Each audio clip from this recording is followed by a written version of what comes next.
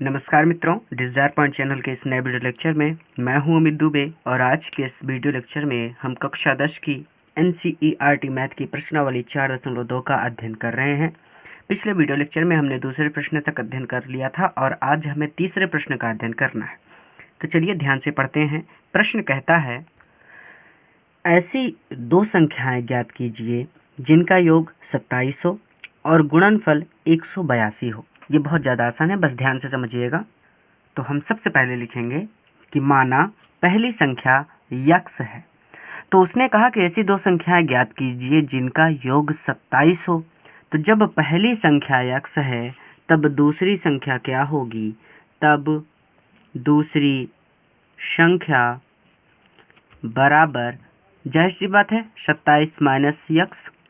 कैसे हुआ? देखिए, जैसे मैंने कहा कि दो संख्याओं का योग 27 है।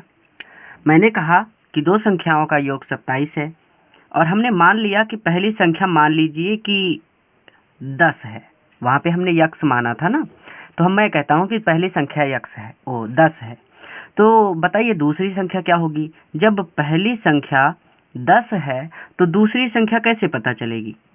भाई जाहिर सी बात है कि इस 27 में से आप 10 को घटा दीजिए, क्योंकि दो ही संख्याओं का योग 27 है। तो पहली संख्या तो 10 है, तो 10 को घटा दीजिए इस 27 में से, तो आपको पता चल जाएगा कि जो दूसरी संख्या आएगी वो 17 होगी। इसी तरह से हमने यक्स माना है पहली संख्या को, तो दूसरी संख्या के लिए हमने क्या किया कि 27 में से यक्स को घटा दिया। तो जो संख्या प्राप्त होगी जाहिर सी बात है वो दूसरी संख्या होगी। तो आगे चलते हैं। अब ये आगे कह रहे हैं कि जिनका योग 27 हो, यहाँ तक तो हमने सॉल्व कर लिया। कहते हैं और गुणनफल 182 हो। तब हम लिखेंगे प्रश्नानुसार कह रहे हैं कि दोनों संख्याओं का गुणनफल यानी यक्स का गुणा और 27 माइनस यक्स का गुणा, इन दोनों का गुणा करने पर हमें मिलेगा 182। तो बस इसे ही सॉल्व कर लेते हैं। यक्स का गुणा करेंगे 27 में तो ये हो जाएगा 27 यक्स, फिर 27 यानी यक्स का गुणा करेंगे माइनस यक्स में तो ये हो जाएगा माइनस का यक्स स्क्वायर, और उसके बाद ये हो जाएगा इधर 182। ठीक है, यक्स स्क्वायर को पहले लिख लेते हैं। तो ये हो जाएगा माइनस का यक्स स्क्वायर, ये प्लस में है तो ये प्लस में 27 यक्स, और फिर ये 182 भी इधर आएगा तो ये भी माइनस में 182 हो जाएगा, उधर बचेगा 0। अब करते हैं गुणनखंड। देखिए, मैं एक पगडंडी खींच रहा हूँ, इस तरफ मैं रफ कार्य करूँगा, इस तरफ मैं आपका क्वेश्चन सॉल्व करूँगा। तो सबसे पहले मैंने आपको सिखाया है कि पहले इसके और इसके चिन्ह का गुणा कीजिए और देखिए कि प्लस में आता है या माइनस में। तो हम देख रहे हैं कि यक्स स्क्वायर भी माइनस में है और 182 भी माइनस में है, और माइनस माइनस का गुणा जो होता है वो प्लस होता है। इसका मतलब ये बीच वाला जो पद है ये दो संख्याओं को आपस में जोड़ने पर आएगा, पहली बात। दूसरी बात, हम यक्स स्क्वायर के गुणांक और इस 182 का गुणा करते हैं। तो यक्स स्क्वायर का गुणांक है 1 और 182 में गुणा करेंगे 1 का तो 182 ही आएगा। 182 को मैं सॉल्व करके लिखता हूं क्योंकि वीडियो काफ़ी ज़्यादा लंबा हो जाता है। तो ये हमें संख्या प्राप्त हुई है 2 7 13। तो हम इसे लिख सकते हैं 2 × 7 × 13। अब देखिए जोड़ने पर हमें कितना चाहिए? 27, और जाहिर सी बात है गुणा करने पर 182, तो इनका गुणा करेंगे तो 182 ही आएगा। बस ध्यान रखना होता है कि जोड़ने पर 27 आना चाहिए। तो 7 2 के 14 होता है, और 14 प्लस 13 कर दें तो 4 3 7 और 1 1 2 27 हो जाएगा। इसका मतलब यहाँ पे 14 प्लस 13 लिखा जाएगा। तो यहाँ पे हम लिखते हैं minus x square plus bracket में 14 प्लस 13 उसके बाद x minus 182 is equal to 0।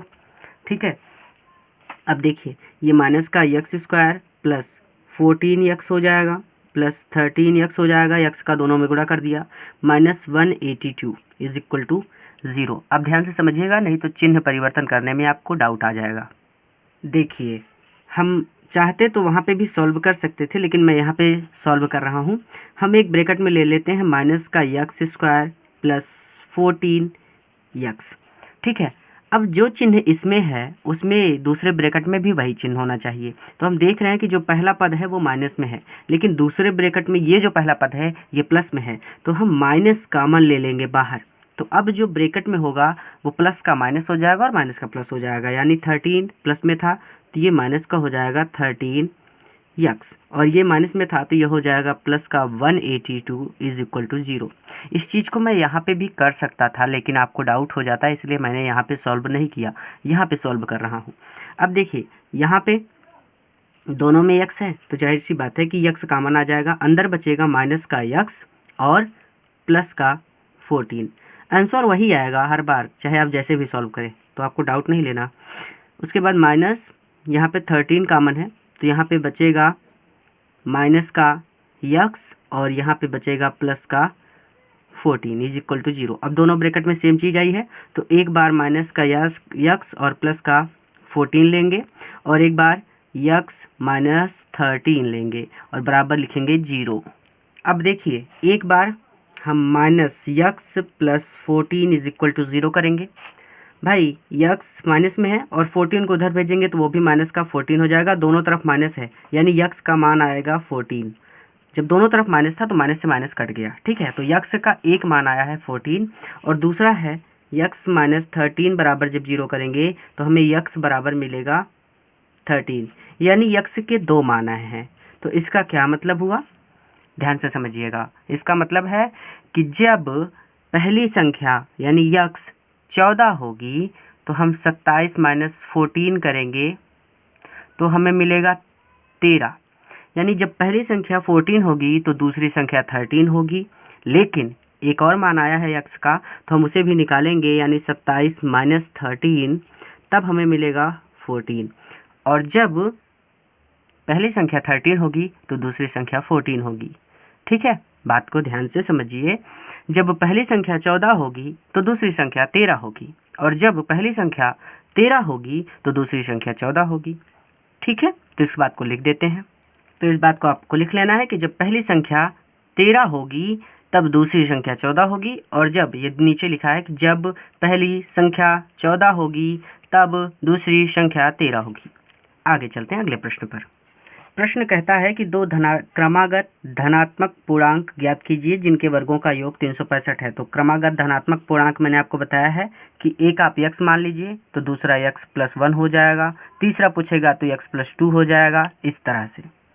तो हम लिखेंगे माना पहली धनात्मक पूर्णांक संख्या यक्स है तो दूसरी धनात्मक पूर्णांक संख्या यक्स प्लस 1 हो जाएगी। अगर तीसरी कहता तो यक्स प्लस 2, चौथी कहता तो यक्स प्लस 3, इसी क्रम में। अब लिखेंगे प्रश्नानुसार। तो प्रश्नानुसार कह रहा है कि इन दोनों संख्याओं के वर्गों का योगफल 365 है। तो मैंने लिख दिया है कि इनके वर्गों का योगफल 365। तो इसका मतलब इनके वर्ग, पहली संख्या का वर्ग करेंगे तो यक्स स्क्वायर, योगफल का मतलब होता है जोड़ना, दूसरी संख्या का वर्ग करेंगे तो यक्स प्लस 1 का होल स्क्वायर बराबर 365। अब यक्स प्लस 1 के स्थान पे ये a प्लस बी का होल स्क्वायर का फार्मूला लगेगा जो कि होता है a square plus b square plus 2ab। अब देखिए ये यक्स स्क्वायर ही रहेगा, प्लस यहाँ पे ये हो जाएगा यक्स स्क्वायर प्लस 1 का स्क्वायर 1 ही होता है, प्लस 2 a के स्थान पे यक्स है और b के स्थान पे 1 है, 1 का गुणा करेंगे तो 2 यक्स ही रहेगा, इधर बचेगा 365। देखते हैं ये यक्स स्क्वायर ये 2 यक्स स्क्वायर प्लस 2 यक्स, 365 को इधर लाते हैं, ये 1 प्लस में है, 365 इधर आएगा माइनस का 365 बराबर 0, 1 घट जाएगा तो ये होगा 2 यक्स स्क्वायर प्लस 2 यक्स, 1 घटेगा तो माइनस 364 बराबर 0। अब इस तरफ रफ कार्य ध्यान से समझिए। सबसे पहले इसके और इसके चिन्हों का गुणा, तो ये प्लस में है ये माइनस में, प्लस माइनस का गुणा माइनस होता है, इसका मतलब बीच वाला पद जो हमें प्राप्त होगा वो बड़ी संख्या से छोटी संख्या को घटाने पर आएगा, ठीक है। गुणा करेंगे तो 2 है 364 है, 2 का 364 से गुणा करेंगे तो 4 2 के 8, 6 2 के 12, हासिल आगे 1 2 3 6 1 7, 728 आएगा। 728 को काटते हैं, मैं काट के लिखता हूँ। तो इस तरह से इसका ये गुणनखंड हो जाएगा। ये तो काफ़ी ज़्यादा बड़ा हो रहा है, मैं इसको आपके लिए और सॉल्व कर देता हूँ। देखिए यहाँ पे भी 2 है, यहाँ पे भी 2 है, यहाँ पे भी 2 का भाग है, तो हम पूरे में से 2 कॉमन ले लेते हैं। पहले तो कॉमन ले लेते हैं फिर इसको सॉल्व करते हैं। चाहे तो यहाँ से भी सॉल्व कर सकते हैं लेकिन थोड़ा सा बड़ा कैलकुलेशन हो जाएगा, तो मैं और छोटी कर देता हूँ इस सवाल को। तो जब इसमें से 2 कॉमन ले लेंगे तो यहाँ पे क्या बचेगा, यहाँ पे बचेगा यक्स, यहाँ पे क्या बचेगा प्लस का 2x और यहाँ पे माइनस का आपका बच जाएगा 182, ठीक है। यहाँ पे देखिए 2 से भाग देंगे तो 2 2 और 16 8 और भी बचेगा 1, तो यहाँ पे 1। देखिए मैं सॉल्व करके दिखाता हूँ। ये हो गया 364, भाग दीजिए 2 से, 2 एक अन्नम 2, 1 आया, 6 उतारा, 8 16, 8 हो गया, फिर 4 उतारेंगे, 2 से कट जाएगा, ठीक है। तो 182 ब्रैकेट में बराबर 0। अब ये 2 यहाँ पे गुणा है, उधर जाएगा भाग होगा, 0 के साथ होगा तो वो भी 0 हो जाएगा, यानी बचेगा x square plus 2x minus 182 बराबर 0। तो अब 182 को सॉल्व करना है, तो जाहिर सी बात है कि ये ऊपर वाले 3 पद गायब हो गए, ऊपर वाले 2 पद गायब हो गए। और जब मैंने 182 का गुणनखंड किया तो हमें मिला 91, फिर हमने किया 13 का। तो अब हमें 2 ही संख्याएं सॉल्व करनी है। ये देखिए, जोड़ने पर नहीं, यहाँ पे घटाने पर है, यहाँ पे 2x नहीं रहेगा, सिर्फ x बचेगा, ठीक है। तो घटाने पर 1 आना चाहिए और गुणा करने पर 182। तो ये देखिए 7 2 के 14 और 14 में से आप 13 घटा दीजिए तो आपको 1 मिल जाएगा, और इनका गुणा करेंगे तो आपको 182 मिलेगा। तो ये हो गया x square plus 14 minus 13 x minus 182 बराबर 0। अब आप इसे सॉल्व कर लेंगे, छोटी सवाल हो गई, आराम से सॉल्व कर सकते हैं। तो एक्स स्क्वायर प्लस एक्स का गुणा होगा तो ये हो जाएगा 14x, फिर माइनस 13x माइनस 182 बराबर 0। अब एक ब्रैकेट में इन दोनों को लेते हैं, तो एक्स स्क्वायर प्लस 14x, फिर यहाँ पे देखिए माइनस है दोनों में, यहाँ पे दोनों में प्लस है, तो एक माइनस बाहर ले लेंगे तो अंदर वाले दोनों प्लस हो जाएंगे, यानी 13x प्लस 182 बराबर 0, ठीक है। अब देखिए यहाँ पे x कॉमन है तो x को कॉमन लिया तो x प्लस 14 बच गया, यहाँ पे 13 कॉमन है तो 13 को कॉमन लिया तो x प्लस 14 बच गया बराबर 0। अब एक ब्रैकेट में x प्लस 14 और एक ब्रैकेट में x माइनस 13 बराबर 0। अब एक बार x प्लस 14 के बराबर 0 करेंगे तो x प्लस 14 बराबर 0, तो x बराबर आएगा 14 माइनस में, इसको ध्यान से लिखता हूँ दूसरी पेन से, तो x 14 उधर जाएगा तो माइनस का 14, तो माइनस वाला मान आपको नहीं लेना है, ठीक है। तो x माइनस 13 बराबर 0 करते हैं तो x बराबर आएगा 13, ये वाला मान आपको लेना है। ध्यान से समझिए, जो माइनस वाला मान है वो ऋणात्मक संख्या नहीं हो सकती, अर्थात ऋणात्मक संख्या हमें नहीं लेनी है, हमें धनात्मक संख्या लेनी है। तो x बराबर 13 आया है। अब यहाँ पे देखिए पहली संख्या क्या हो जाएगी 13, इसका मतलब x का मान जो आया है 13, आप लिखेंगे पहली धनात्मक पूर्णांक संख्या 13 होगी और दूसरी धनात्मक पूर्णांक संख्या 13 में आप एक जोड़ दीजिए तो 13 प्लस 1 यानी 14। इस तरह से अगले प्रश्न पर चलते हैं। कहते हैं कि एक समकोण त्रिभुज की ऊंचाई इसके आधार से 7 सेंटीमीटर कम है, यदि कर्ण 13 सेंटीमीटर का हो तो अन्य 2 भुजाएं ज्ञात कीजिए। इस प्रश्न को पहले आप लिख लीजिए या फिर पुस्तक अपने सामने रख लीजिए, ठीक है। मैं इसको सॉल्व करने चल रहा हूँ। प्रश्न बहुत ज़्यादा आसान है, बस प्रश्न को अपने सामने लिख के रख लीजिए या फिर इससे ध्यान से समझिएगा, ठीक है। प्रश्न को पढ़ते रहिए। पहली बात तो उसने कहा है कि एक समकोण त्रिभुज की ऊंचाई इसके आधार से 7 सेंटीमीटर कम है, तो इसका मतलब त्रिभुज जो है वो समकोण है। तो यहाँ पे मान लेते हैं, कुछ भी आप मान सकते हैं, मैंने ABC माना है तो हम लिखते हैं कि ABC, ये त्रिभुज का सिंबल होता है, ऐसे छोटा सा आप त्रिकोणा बना दीजिए तो ये त्रिभुज का सिंबल होता है। तो हमने कहा माना त्रिभुज ABC में, ये हमारा त्रिभुज है ABC, जो B है ये जो कोण है ये कोण का सिंबल होता है, ऐसे बनेगा, ठीक है। कक्षा 9 में आपने पढ़ा होगा, अगर नहीं पढ़ा है तो मैं अभी इसमें भी आपको कक्षा 10 में भी मिलेगा, मैं पढ़ाऊँगा, तो अभी के लिए आप याद कर लीजिए कि त्रिभुज का सिंबल होता है, ऐसे आप ब्रैकेट बना दीजिए, यानी इस तरह से छोटा सा त्रिभुज, और कोण का सिंबल होता है कि आप थोड़ा सा झुका करके यल को बना दीजिए तो ये कोण हो जाता है। तो हमने कहा कि माना त्रिभुज ABC में ये हमारा त्रिभुज है, कोण B, ये जो कोण B है ये समकोण है, समकोण का मतलब होता है 90 डिग्री, ठीक है। अब यहाँ पे बात आई कि इसका जो आधार है उससे इसकी ऊंचाई 7 सेंटीमीटर कम है।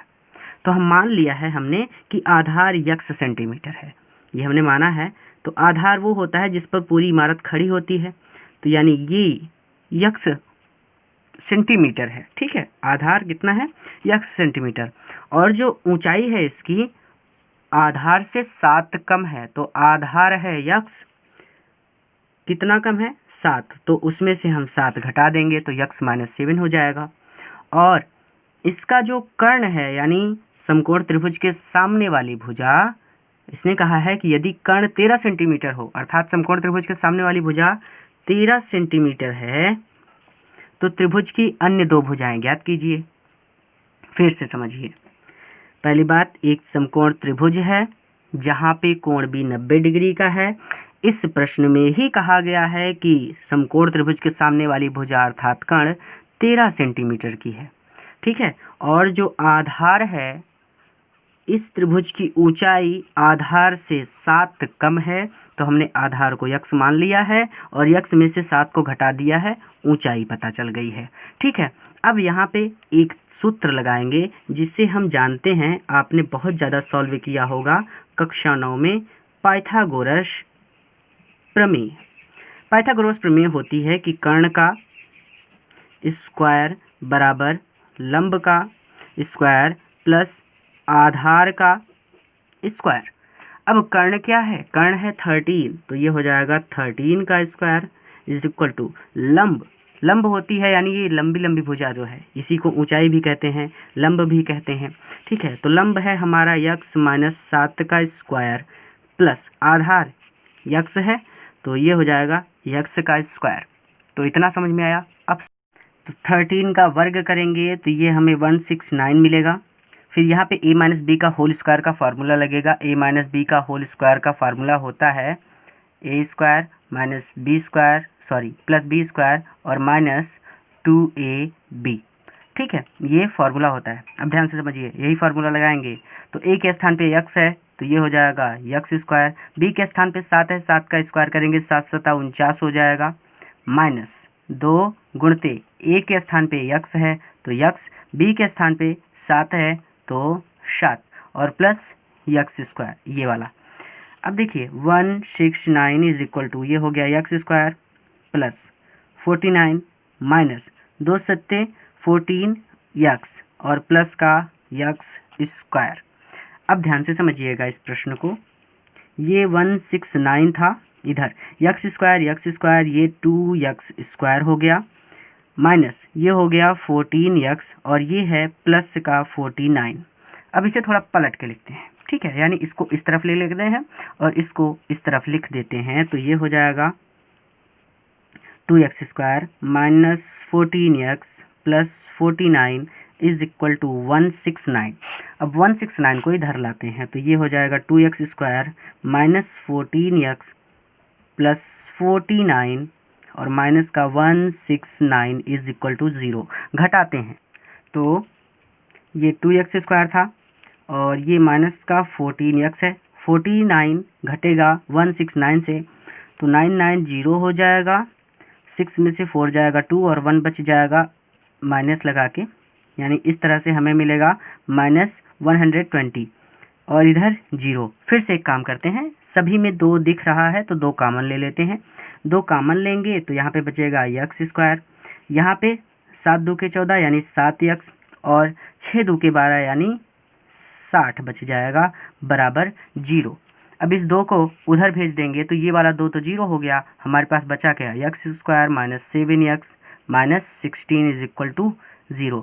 ये 2 गुणा था, इधर आया भाग होगा और 0 के साथ भाग दिया तो 0 हो गया, ख़त्म कहानी। X square minus 7 x minus 16 हमारे पास बच गया है। अब हमारा काम क्या है कि हम इसका गुणनखंड करेंगे, तो पहले इसके चिन्हों का, तो ये एक्स स्क्वायर प्लस में, ये माइनस में, प्लस माइनस का गुणा माइनस, यानी ये वाला पद बड़ी संख्या से छोटी संख्या को घटाने पर प्राप्त होगा। दूसरा काम, यक्स स्क्वायर का गुणांक क्या है, 1 है, 1 का गुणा करेंगे 60 में तो 60 ही आएगा, 60 को काटेंगे, काट के लिखता हूँ, तो ये हमें मिला है 2 गुणे 2 गुणे 3 गुणे 5। ध्यान दीजिए, घटाने पर 7 आना चाहिए और गुणा करने पर 60 आना चाहिए, तो गुणा करने पर तो 60 ही आएगा। इन संख्याओं को आप चाहे जितने तरह से गुणा करें, इनका गुणा 60 ही आना है, बस घटाने पर 7 आना चाहिए, ध्यान दीजिए। तो 2 दूना 4, 4 तिक्के 12 और 12 में से 5 घटा दें तो 7 मिल जाएगा, यानी 12 माइनस 5, 12 माइनस 5, तो यहाँ पे लिखा जाएगा x square minus 12 minus 5 x minus 16 is equal to 0। Solve करेंगे, ये है यक्स स्क्वायर रहेगा, यक्स का गुणा होगा 12 में तो ये 12 माइनस का 12 यक्स बन जाएगा, फिर माइनस माइनस का गुणा प्लस 5 का यक्स में गुणा तो ये 5 x minus 16 is equal to 0। ध्यान से समझिएगा, ये दोनों हैं, एक बार इनको ब्रैकेट में लेंगे तो यक्स स्क्वायर माइनस 12 यक्स और plus 5 x minus 16 is equal to 0। यहाँ पे यक्स कामन है, यक्स कामन लिया तो यक्स माइनस 12 बच गया, यहाँ पे 5 कामन है, 5 कामन लिया तो यक्स माइनस 12 बच गया बराबर 0। तो यहाँ पे यक्स माइनस 12 है, यहाँ पे यक्स माइनस 12 है, तो एक बार यक्स माइनस 12 और यहाँ पे यक्स प्लस 5 बराबर 0। अब एक बार यक्स माइनस 12 के बराबर 0 करेंगे तो यक्स माइनस 12 बराबर 0, तो यक्स बराबर मिलेगा 12 और एक बार यक्स प्लस 5 के बराबर 0 करेंगे तो यक्स 5 उधर जाएगा तो यक्स बराबर माइनस 5 मिलेगा। यानी यक्स के दो मान आए हैं, एक तो आया है यक्स माइनस 12 और एक आया है यक्स प्लस 12, और उन्हें सॉल्व करने के बाद हमें यक्स बराबर 12 मिला है और यक्स बराबर माइनस 5 मिला है। अब ध्यान दीजिएगा कि किसी भी त्रिभुज की भुजा ऋणात्मक मान्य नहीं है यहाँ पे, ठीक है। तो अब जो पॉजिटिव मान है वही लेना है, तो यक्स का मान हमें मिला है 12। तो प्रश्न को ध्यान से समझिए, आधार कितना हो गया, आधार यानी यक्स बराबर मिला है 12, तो इसका मतलब ये आधार जो है ये 12 है और इसकी ऊंचाई तो यक्स में से 7 को घटा दीजिए तो यक्स माइनस 7, इसका मतलब यक्स में से 12 में से 7 को घटाएंगे तो हमें मिल जाएगा कितना, 5। इसका मतलब यहाँ पे क्या है कि इसकी जो लंब है यानी इसकी जो लंबाई है वो 5 सेंटीमीटर है और इसका जो आधार है वो 12 सेंटीमीटर है। आई थिंक ये बहुत सिंपल बात है। इसे आप अलग से लिखेंगे और आप लिखेंगे कि त्रिभुज का आधार 12 सेंटीमीटर है तथा त्रिभुज की ऊंचाई 5 सेंटीमीटर है। आखिरी प्रश्न है और बहुत इम्पॉर्टेंट प्रश्न है, ध्यान से समझिएगा, कई बार छात्रों के समझ में नहीं आता है तो ध्यान से समझिएगा इसको, कि एक कुटीर उद्योग एक दिन में कुछ बर्तनों का निर्माण करता है। तो इसे भूल जाइए, कह रहा है कुछ बर्तनों का निर्माण करता है तो ठीक है, करता है तो कहने दीजिए। कहते हैं कि एक विशेष दिन यानी किसी विशेष दिन, मंगलवार को, बुधवार को, रविवार को, किसी दिन भी, तो एक दिन यह देखा गया कि प्रत्येक नग यानी प्रत्येक बर्तन की निर्माण लागत रुपए में, यानी निर्माण करने में, प्रत्येक बर्तन का निर्माण करने में जो लागत लग रही है वो रुपए में उस दिन यानी उसी दिन मंगलवार को या फिर सोमवार को, जिस विशेष दिन यहाँ देख रहे थे, उस दिन के निर्माण किए गए बर्तनों की संख्या के दोगुने से 3 अधिक थी। ध्यान से समझिए, यहाँ पे क्या कह रहे हैं कि उस दिन, जैसे मान लीजिए मंगलवार को 3 बर्तन बना रहे हैं तो उस दिन निर्माण किए गए बर्तनों की संख्या के 2 गुने यानी 3 में 2 का गुणा कर दीजिए और 3 अधिक थी यानी प्लस कर दीजिए 3। ध्यान से समझिए, अगर 3 बर्तन बना रहे हैं, 3 बर्तनों का 2 गुना कीजिए यानी इतना पैसा लग रहा है। अगर 3 बर्तन बनाते हैं तो 3 बर्तन का 2 गुना यानी 3 दूने 6 और 6 में भी 3 को जोड़ना है यानी 9 रुपये लग रहा है। एक बर्तन का निर्माण करने में इन्हें कितने रुपए खर्च करने पड़ रहे हैं, 9 रुपये। तो पहले इसको समझ लेते हैं, ये तो हमें समझ में आ गया है तो हम इसको लिख लेते हैं, ठीक है। तो हम मान रहे हैं कि निर्मित किए गए बर्तनों की संख्या यक्स है। क्यों मान रहे हैं, क्योंकि यहाँ पे देखिए, तो निर्मित बर्तनों की संख्या और प्रत्येक नग की लागत ज्ञात कीजिए। तो निर्मित बर्तनों की संख्या ज्ञात करना है, इसलिए हमने उसको यक्स मान लिया। तो अब पहली कंडीशन यहाँ पे इन्होंने कही थी कि एक विशेष दिन यानी किसी विशेष दिन, सोमवार, मंगलवार, बुधवार, किसी भी दिन, हमें उस दिन से मतलब नहीं है, इन्होंने कहा विशेष दिन यानी किसी दिन इन्होंने चेक किया होगा। तो एक विशेष दिन यह देखा गया कि प्रत्येक नग की निर्माण लागत रुपए में उस दिन के निर्माण किए गए बर्तनों की संख्या के 2 गुने से 3 अधिक थी।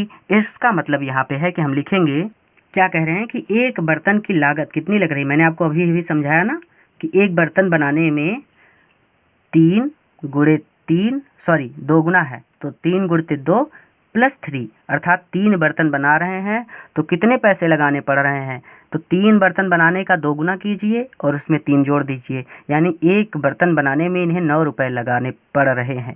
लेकिन अभी हमें इस रुपए का पता नहीं है, ये मैंने आपको समझाने के लिए लिखा है। तो इसीलिए हम इसको ऐसे लिखेंगे कि एक बर्तन की जो लागत है ना, जो पैसे लगा रहे हैं एक बर्तन की लागत, वो क्या है कि 2 गुना है किसकी, निर्मित किए गए बर्तनों की संख्या की। निर्मित किए गए बर्तनों की संख्या की, यानी जितने निर्मित किए गए बर्तन हैं उनमें 2 गुना है और तो और इसमें +3 भी करना है। ठीक है, तो इस बात को समझ में आया आपको। तो अब देखिए हम कह रहे हैं कि निर्मित किए गए बर्तनों की संख्या जब यक्स है तो हम निर्मित किए गए बर्तनों की संख्या के स्थान पे यक्स लिख सकते हैं, अर्थात 2 गुणते यक्स और +3, अर्थात ये हो जाएगा 2x + 3। तो ये बात आपको समझ में आई। आगे चलता हूँ, एक बार इसको फिर से समझ लीजिए, नहीं तो आपको डाउट आ जाएगा। कई बार छात्रों को ये प्रश्न समझ में नहीं आता। वीडियो लंबा हो रहा है, कोई बात नहीं, समझिए ध्यान से। इन्होंने कहा है कि किसी विशेष दिन इन्होंने देखा कि एक बर्तन की लागत जो है, देखिए उस दिन के निर्माण किए गए बर्तनों की संख्या के 2 गुने से 3 अधिक थी।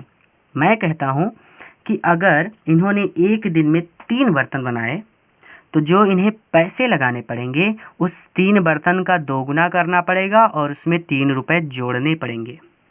यानी एक बर्तन को, यानी 3 बर्तन को बनाने में इन्हें 9 रुपये खर्च करने पड़ रहे हैं। ठीक है, 3 बर्तन को बनाने में ही कितने रुपए खर्च करने पड़ रहे हैं, 9 रुपये। अब देखिए आगे कहते हैं, यदि उस दिन, यानी जिस विशेष दिन इन्होंने देखा था कि कुल निर्माण लागत 90 रुपये थी, यानी कुल पैसे जो इन्होंने लगाए वो 90 रुपये थे, तो निर्मित बर्तनों की संख्या और प्रत्येक नग की लागत ज्ञात कीजिए। बहुत आसान है, ध्यान से समझिएगा। यहाँ पे इन्होंने कहा है कि कुल बर्तनों को बनाने में 90 रुपये लग रहे हैं। तो यहाँ पे बात क्या है, ध्यान से समझिए कि उस दिन जितने बर्तन बने वो सभी के सभी 90 रुपये में बनकर तैयार हो गए। तो इसका मतलब है कि उस दिन निर्मित बर्तनों की संख्या हमें लिखनी होगी। उस दिन निर्मित बर्तनों की संख्या जो है वो बराबर 90 रुपये, अर्थात 90 रुपये में उस दिन सारे बर्तन बन गए थे। तो हम इसे ऐसे लिखेंगे कि निर्मित किए गए यक्स बर्तनों की संख्या, हमने यक्स मान लिया है उस संख्या को, क्योंकि उसने बताया नहीं कि कितने बर्तन उसने बनाए हैं, उसने तो बस पैसे बता दिए हैं। तो निर्मित किए गए यक्स बर्तनों की संख्या जो है ये पूरा का पूरा 90 रुपये में बनकर तैयार हो गए हैं। अब इस प्रश्न को और ध्यान से समझिए। मैं कहता हूँ यहाँ पे, ये मैं थोड़ा सा यहाँ पे रफ कार्य कर ले रहा हूँ क्योंकि और कहीं जाने से फ़ायदा नहीं है। मैंने कहा कि एक पेन का मूल्य 5 रुपये है, एक पेन का मूल्य 5 रुपये है, तो मुझे बताइए कि 5 पेन का मूल्य कितना होगा। आप कहेंगे सर 5 25, यानी 5 का गुणा कर दीजिए 5 में, तो आपको पता चल जाएगा कि 5 पेन का मूल्य कितना होगा।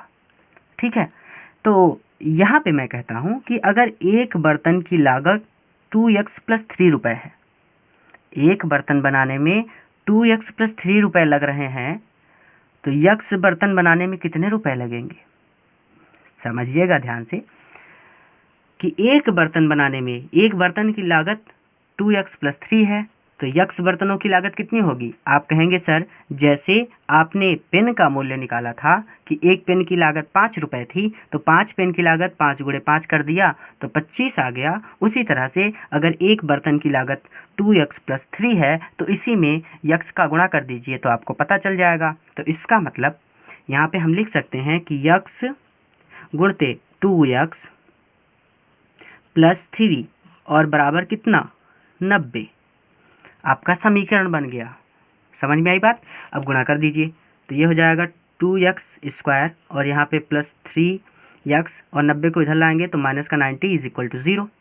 आसान है। अगर नहीं समझ में आया तो एक बार फिर से शुरू से देख लीजिएगा इस वीडियो को। ठीक है, अब सबसे पहला काम, पगडंडी खींचिए, इनके चिन्हों का गुणा कीजिए। तो ये प्लस ये माइनस, अर्थात माइनस आएगा, प्लस माइनस का गुणा बीच वाला पद बड़े पद से छोटे पद को घटाने पर प्राप्त होगा। दूसरी चीज़ 2 का गुणा कीजिए 90 से, तो 9 दूनी 18, 180 आपको प्राप्त होगा। 180 का गुणनखंड करके लिखता हूँ, तो इसका गुणनखंड आया है 2, 2, 3, 3, 5। तो देखिए घटाने पर 3 आना चाहिए, तो 2 दूना 4, 4 तियाँ 12, ये हो जाएगा 12 और 3 बचे 15। तो अगर आप 15 में से 12 घटा दें तो आपको 3 मिल जाएगा। इसका मतलब यहाँ पे 2x² प्लस 15 माइनस 12 माइनस 90 बराबर 0। अब देखिए यहाँ पे x भी रहेगा, ये हो जाएगा 2x² plus 15x minus 12x minus 90 बराबर 0। तो ये 2x² को एक ब्रैकेट में प्लस 15x को एक ब्रैकेट में माइनस बाहर लिया, तो ये हो जाएगा सारे प्लस में, तो ये 12x प्लस 90 बराबर 0। यहाँ पे कितना कॉमन है, x कॉमन है, तो x कॉमन लेंगे तो ये 2x प्लस 15 बचेगा। और यहाँ पे 6 दूनी 12 यानी 6 कॉमन है, तो ये हो जाएगा, यहाँ पे बचेगा 2x और यहाँ पे बचेगा प्लस का 15 बराबर 0। अब दोनों ब्रैकेट में ये 2x है सेम, तो ये हो जाएगा 2x प्लस 15 एक ब्रैकेट में और x माइनस 6 एक ब्रैकेट में, x माइनस 6 बराबर 0। अब एक बार 2x प्लस 15 बराबर 0 करेंगे तो ये बात होगी कि 2x 15 को उधर भेजेंगे तो माइनस का 15, x को फ्री करेंगे तो x बराबर माइनस 15 और भाग में आ जाएगा 15/2। इस तरह से पहला मान आया। दूसरा मान x माइनस 6 बराबर 0 करेंगे तो x बराबर मिल जाएगा 6। तो अब भाई जो मान माइनस में आया है उसे छोड़ देना है, प्लस वाले को लेना है, यानी x बराबर कितना लेना है, 6 रुपये। तो अब देखिए ध्यान से समझिएगा कि निर्मित किए गए बर्तनों की संख्या कितनी है, x यानी 6 है, अतः बर्तनों की संख्या कितनी है, 6। और एक बर्तन की लागत क्या है, 2x प्लस 3। इसको यहीं पे सॉल्व कर देता हूँ, तो 2x प्लस 3। अब देखिए x के स्थान पे x का मान रखेंगे तो 2 गुणते एक बर्तन की लागत 6 रुपये प्लस 3, तो 2 छक्के 12 प्लस 3 तो बराबर 15। यानी एक बर्तन को बनाने में 15 रुपये खर्च होते हैं और उस दिन बने बर्तनों की संख्या कितनी है, 6। तो आप इसको इस तरह से लिखेंगे, यहाँ पे आप लिखेंगे कि एक बर्तन की लागत, इसे नीचे लिखेंगे, आपको इसे नीचे लिखना है कि एक बर्तन की लागत 15 रुपये है तथा बर्तनों की संख्या 6 है। कितनी है, 6 है। तो बस आज की इस वीडियो में इतना ही। पूरा वीडियो देखने के लिए धन्यवाद।